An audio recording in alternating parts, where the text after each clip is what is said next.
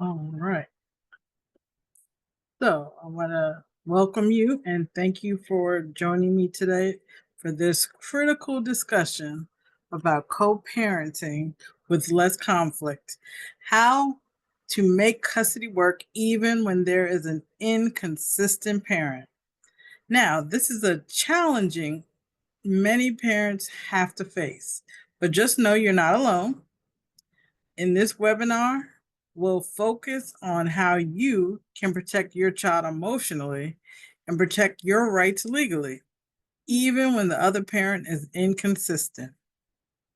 And that's why today I'd like to share some insights on how the courts view parents in custody and child support cases, how why child-centered communication needs to be exercised and it's critical, and the importance of keeping adult conflict private, taking care of mental health and your child's needs. So, your mental health and your child's mental health, and not influencing the child's opinion, even if it's done unintentionally. And how to stay focused on the child's best interest, even when the other parent isn't cooperating. So, now that we talked about some of the things that we're going to talk about today, let's talk a little bit about me. For those who don't know, my name is Attorney Sharice Williams, and I am the principal and CEO of the Law Office of Sharice L. Williams. I'm licensed in Maryland and DC, and I offer a process called collaborative divorce. I specialize in other family law matters, including child support. And if you have a high conflict and inconsistent parent, I've handled many of those situations.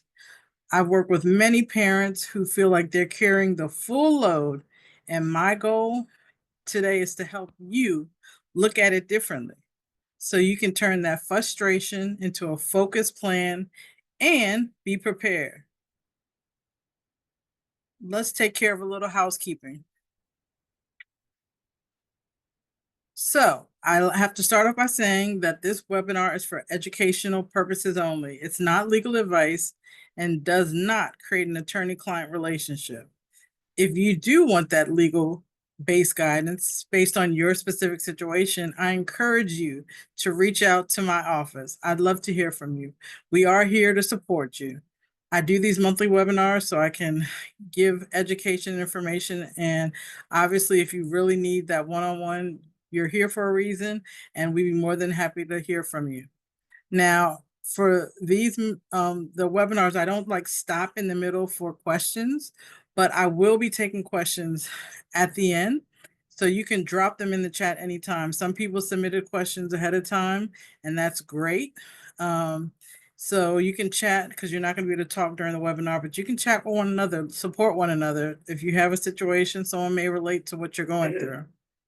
So we're also recording this, and it will be posted on my YouTube channel. And so that information again will be later on in the program. So with all of that, if you do miss it or you have to leave early, then definitely you'll be able to see this at a later date. And also, if you're have enough stamina, and I'll be happy if you stay to the end, I'll also be giving away a co-parenting commandment guidebook for those who leave me with their email address, and you can drop it in my messenger on Facebook. That's probably the easiest way to do it, or you can comment on the YouTube video once it's posted. But yes, we can certainly provide you a copy of that, or you can email us at info@clwilliamslaw.com. That's info@clwilliamslaw.com. So without further ado, we'll get started with the program because people want to know, how do courts view parents in custody cases? And this is one of the topics of conversation that I do have with my clients. Now, understand, custody cases in the state of Maryland and Washington, D.C., pretty much all over the nation, there's a version of the child's best interest, okay? And that is a very broad topic. It is relevant and important to discuss that when you are co-parenting. So the best interest of the standard, the best interest standard, in my opinion, is somewhat subjective. There are, of course, outlined parameters, But because judges bring their life experience and they're the ones who decide what facts go with what standard, you have to understand that your mental, physical, and overall behavior as a parent will be up for scrutiny if it does impact your parenting or co-parenting communication. And so I will discuss an overview just not to complicate these things, okay? And the one thing I'll start with is consistency, since we're talking about the opposite of that, which is inconsistent. So, for those parents who show up consistently, who can keep the child's schedule, who are predictable, show stability mentally, physically, and for the child, and create an emotionally safe environment, that should be everyone's goal. This can be viewed most favorably by the court. That's the good news. But I would not be transparent if I did not say that even if the other parent has a history of being an inconsistent parent, not helping, not paying for child support, not communicating, they may have not even met the child prior to an initial custody case or trial, but they maybe still be granted joint custody. And I'm sure this has happened to people, you've heard this happen to people, and you may wonder why. Because in Maryland and in DC, there's a legal presumption that both parents are fit to parent their child. So simply being a biological parent gives them and you a right to attempt to be involved. So unless you can prove otherwise, and you have to have strong evidence because it's a very high burden to overcome. Both parents start off on equal playing field, and the presumption stands in that first court case, even if the child is 2, the child's 8, or the child's 14 years old. Now, if the other parent has a drug issue, some abuse issues, or they're even unavailable due to incarceration or other things, these are the type of things that could rebut that presumption. But being inconsistent by itself doesn't always meet that burden. It is very fact specific. So this is something that you can talk more about if you have a case with your lawyer about the facts of your case, but it always is better to be consistent and be able to show that on a day-to-day basis for a child, for not just for court, because the goal isn't to do things just for court. You want to do what's best for your child so they can grow up to be a happy, healthy adults. So the next thing let's talk about is communication. Are you communicating about the child clearly, when appropriate, and calmly? Are you documenting things in writing? So judges want to see that you would make an effort to communicate during your co-parenting. So even if that other parent isn't doing their part, you should tell the other parent about the child's doctor's names, the numbers, their appointments, school events, extracurricular activities. You should actually even invite them to these things. When that child has been hospitalized, on medication, what they're doing in school, even if you have a new husband or wife and they are the best step parent they could possibly be, this still doesn't negate the other parent's right to know this information. So as long as they have notice and opportunity, then that's all you've done. You've done your part. It should be in writing because that's the best way to track it. You don't have to call them about everything. It's the effort you're putting in that matters and serves your child's best interest. So the other parent can then try to act like they don't know, but they can't say you didn't tell them. You can even use co-parenting tools, and I'm not getting paid to, market these things, but there are things that tend to have use, like for evidentiary purposes in court. These apps, there's one called Our Family Law Wizard. There's one called Talking Parents. You can subscribe to these. They have their own rules and regulations on how to use them, but they can sometimes keep all the communication within their portal and their software, and then you can download them for future use if needed. And if you don't want to subscribe to anything, you can obviously use a Google Calendar, email, text, and some people are social media, but as long as you're doing it in Messenger, that is also a method. But I will say with social media, in the end, you're going to have to download everything on social media. So whether it's about the child or not, it ends up being potentially admissible. So just, or if not admissible, suspect to review by the other side. So I definitely, as a lawyer, prefer things in writing and for you to keep a record, so that just get in the habit of journaling and doing things of that sort. And for those who have joint legal decision, because obviously parenting is made up of physical custody and legal, um, it is essential that you communicate these things to the other parent. And if they ignore it, again, you've done your part. Now the problem lies if there's a decision that cannot be made without a yes from the other parent. So in those instances, it is possible that you may have to seek out a third party, or some type of court intervention if you don't have anything built into your agreement or some other communication protocol. And you can ask for these things at a court hearing. And so having a lawyer, this is an important topic because some people don't have this in their agreement, especially if you're representing yourself. So, because if no decision can be made, then who will make that decision? It's important to have something in writing or by order to do that. So this is a lot more detailed than that. So, but it's basically tie-breaking authority, for an impasse. So let's talk about, the next topic, which is child support is non-negotiable. The reason why I said child support is non-negotiable is because if you are co-parenting, you cannot withhold visitation just because someone doesn't pay child support. The court treats parenting time and financial obligations as separate issues. If the other parent isn't paying, you just need to keep records of that. You can use the Office of Child Support Enforcement if there's an order that's utilized or being enforced by them, and they can then show enforcement mechanisms such as taking a license, withholding their ability to get a passport. They can intercept taxes, but you, as a co-parent, don't block access to the child unless something else is done or said through the court. But again, it's not; those are two things that don't. One does not mean the other can't happen. Okay, so that could be a frustrating thing, and I've heard many stories about withholding their child because they're not paying. So just don't get in the habit of that. Um, so we always want to talk about how a modification hearing, if that was to happen.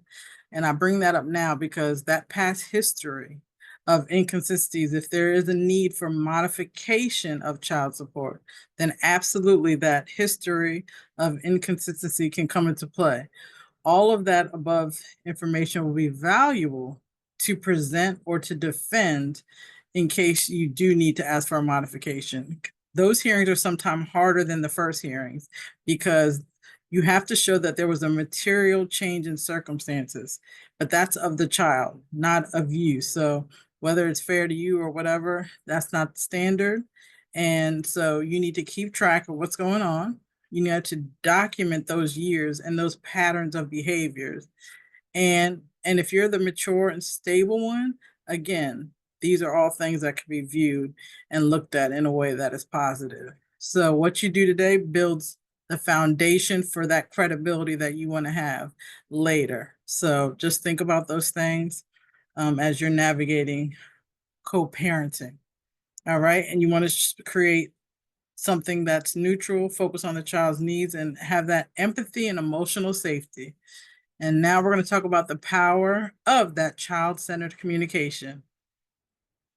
So this is an important topic because we hear a lot about the best interest of the child, but how do we actually implement that into our co-parenting, and what does that look like? So when communication happens, it should always be child-centered and not frustration-centered. So you are also allowed to set boundaries that are compliant with those court orders if you have them already in that agreement. So let's give an example. If you have a court order that says you need to pick up Johnny by 3 p.m., and then your co-parent is always 15 or 30 minutes late or they're a no-show. You can have a boundary that says, I am not going to stay past 13 minutes. And that could be a boundary because Johnny is anxious after school, and having to wait all of this time creates his instability. So you can set a boundary that's reasonable. Calls after 10 p.m., for example, keep him awake because his bedtime, and he has a hard time waking up in the morning. So please don't call before, after 7 or 8. So having that type of communication is something that you can practice. This is not something you just learn on your own, but just make sure it centers around the physical, emotional, educational, or mental health, or the desires of your child. Let that be the focus when making a decision or request. Don't make it about your personal likes or dislikes. And I know that's sometimes very hard because you can relate to your child and you see your child, and that it's easy to get into that positioning because that's how a lot of us are taught protection. But for this, it's easy. It's just think of it. How would this impact the child? What am I requesting and why am I requesting it? So and then another important point. So I talked about the parenting app. You want to confirm schedules and updates in writing. Your standard for parenting, this is important, can be different from your co-parent. And unless the child is harmed, you may have to accept that they are not with you. And so there's no one size fits all for parenting, and you can discuss areas that you have in common and try to at least use some methods that are similar, but it's not always going to be the same. So keep that in mind when you're having this child-centered communication. Um, Use short messages. So I had a couple examples. I'll drop Madison off at 3 at the school entrance. Please confirm. Make sure you always understand if a parent is late or no show, you may have a child that's hurt and wonder why they didn't show up. They may want to know, do they love me?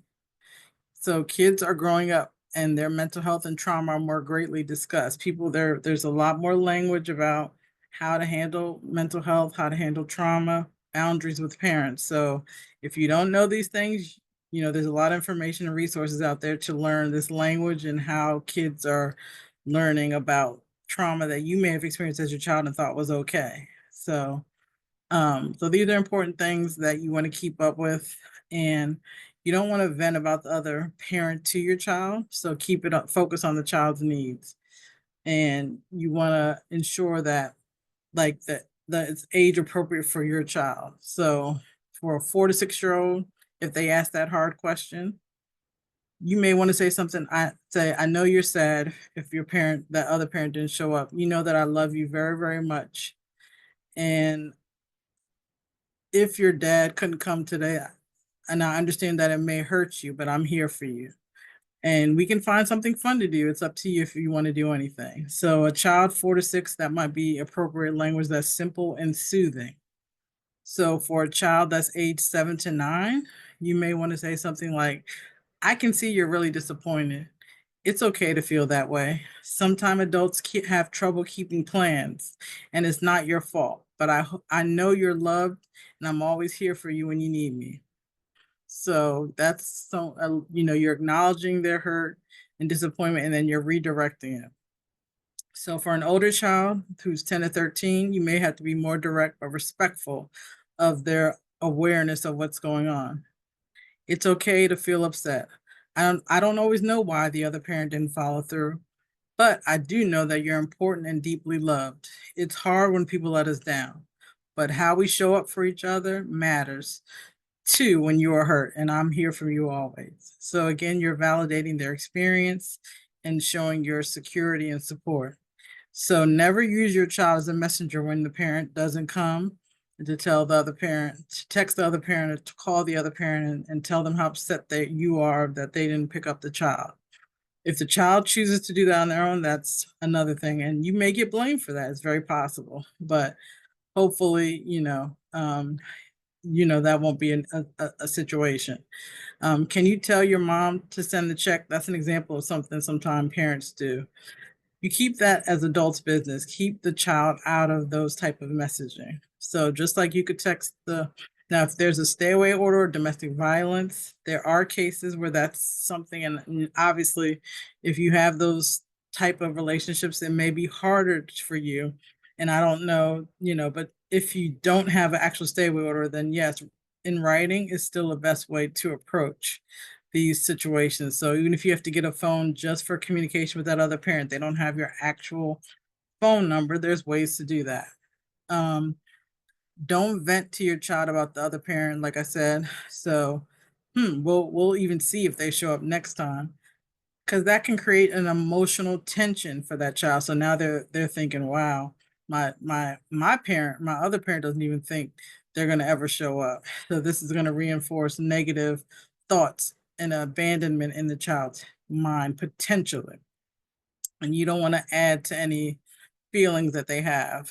And not all children are going to feel this way. And I'm not a mental health person, but just thinking about what I've experienced, because I've represented probably up to 1,000 children, if not more, in my experience. So just seeing this, it you just notice patterns and studies and things like that. So you and your child need your own therapist. Trauma, disappointment, sadness, anger can all set in. And you need to not only to vent to your friends for the 100th time. So help heal yourself and not trauma dump.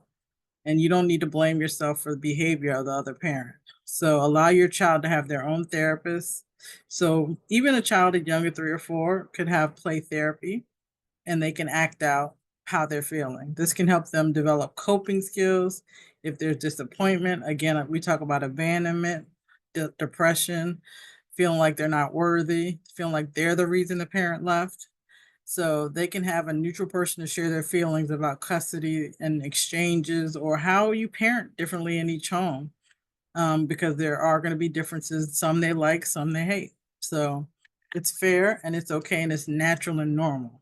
So lastly, don't refuse to communicate, because that can be just as bad as, being the inconsistent parent.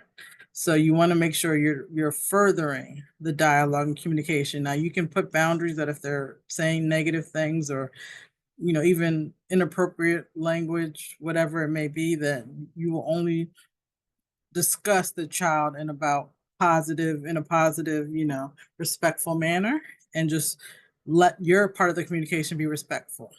So that's also setting a boundary, because you're keeping it clear, calm, and about the child. So you can protect your peace and the child.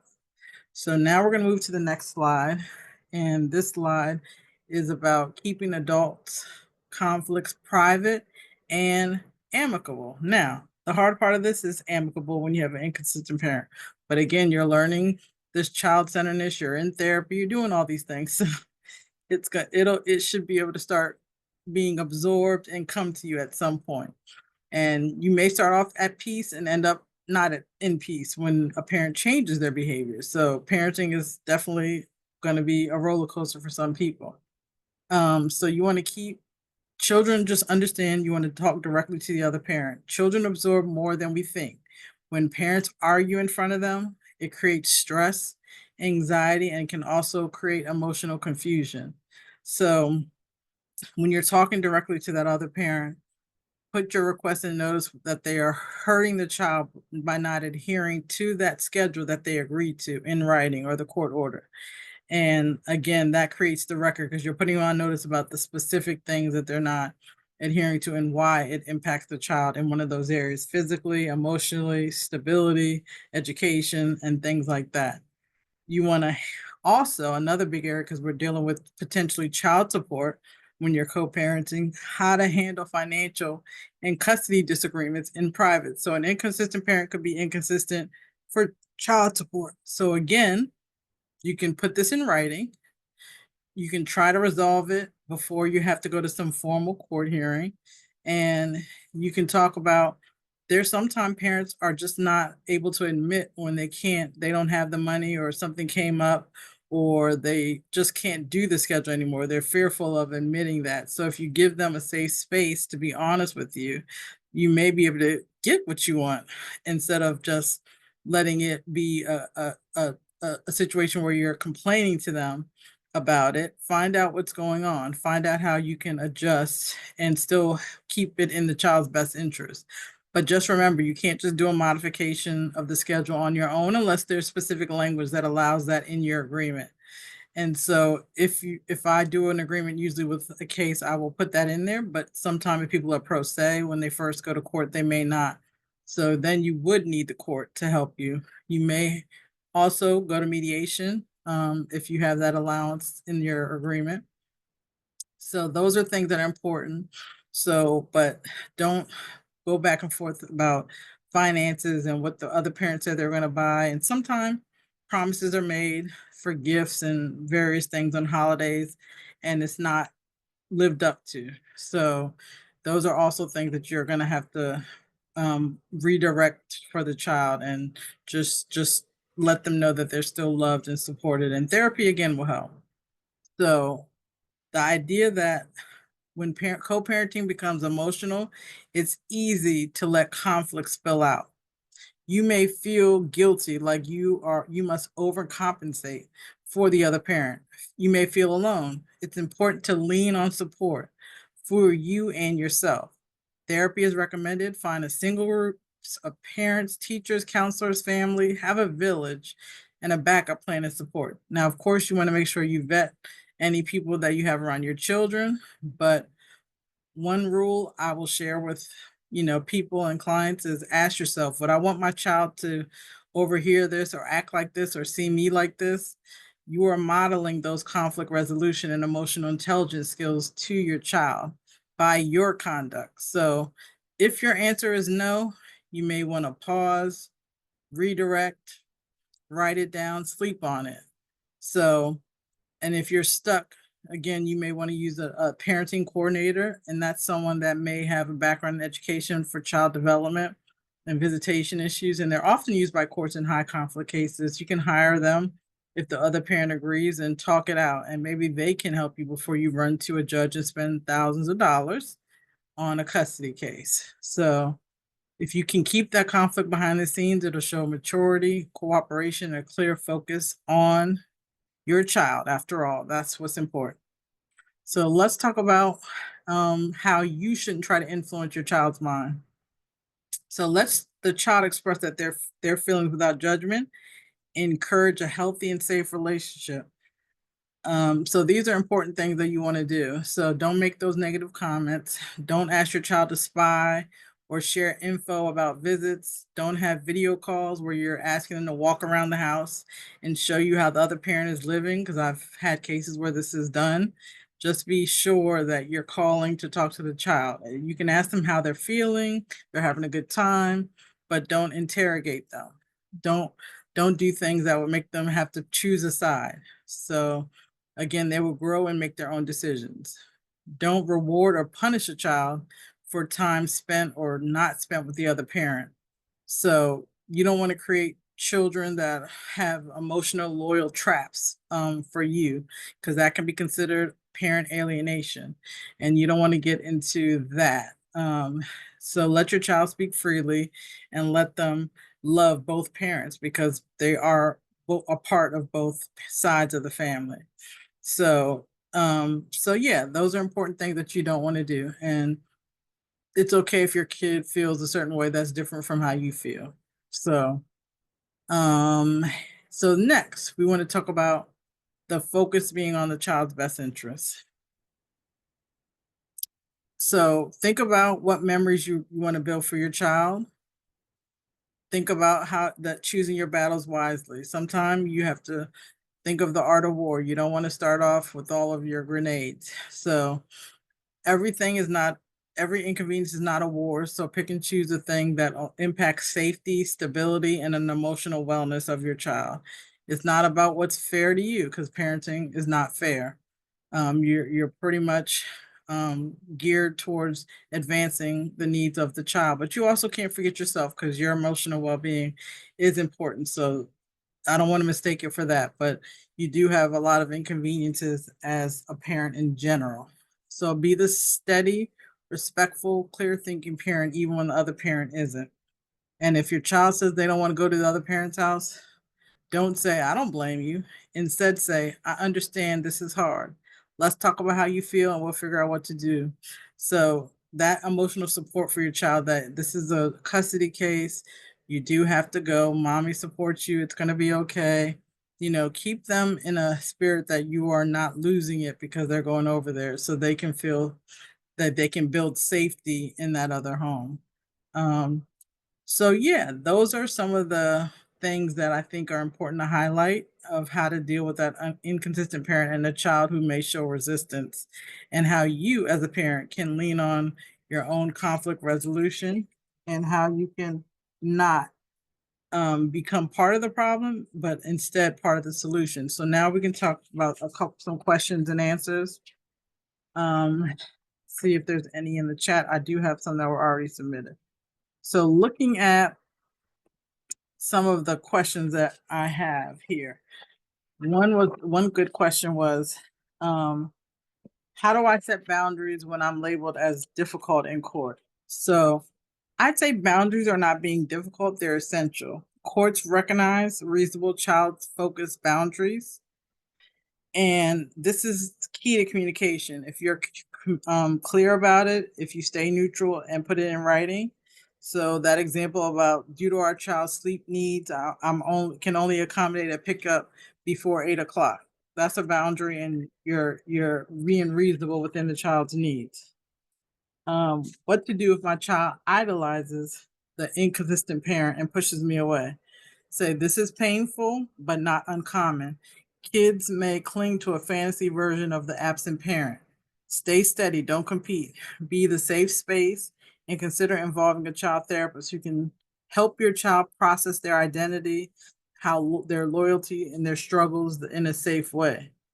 So that is definitely something that is important. Let's talk about another good question that I thought. What is the legal risk of making an informal agreement with an inconsistent parent? So I would say this: even if both parties agree verbally, informal changes can backfire. Courts can only enforce what's in writing and filed. If the inconsistent parent suddenly denies a change or fails to follow through, you may be left without legal protection. So always document, and when in doubt, seek court approval or legal review. Let me see this. So what if my child refuses to go to visits? Am I allowed to let them stay home? Very good question. Not without court approval, or you're allowed to let them stay home. You must follow the court's order unless there's an immediate safety concern. If resistance becomes a pattern, document it and file for modification. And also therapy, because you'll have possibly support of that therapy. But doing it unilaterally, if you withhold a visit, even to protect your child's feelings, you can harm your own case, and you could even lose joint custody. Can become that serious. So you don't want to just unilaterally make those kind of decisions. So I think that's all the time that we have for questions. So I will say this: we're on this last page, and as you can see, there are my social media handles. They're all 50 Shades of Law. The only one that has a little difference is the Instagram underscore. So I would appreciate anyone that wants to follow my page. And again, if you want to see this video, we will be posting it on YouTube. And if you made it to the end, you can also inbox me for co-parenting, the 10 commandments of co-parenting, because that is something that may benefit you and that you can review along with the video on YouTube. So I appreciate anyone that has stayed and listened in on this webinar. I like doing these. I like making sure that I give people an opportunity to hear from me and also learn something. And my phone number, 240-499-8569, is at the bottom if you want to call us for a consultation on your custody case, divorce case, child support case, prenup, or if you're already married, postnuptial agreement. Those are things that we all specialize and do here. And I thank you so much for joining us, and I'll see you next time. I'm doing monthly webinars. So have a wonderful rest of your evening.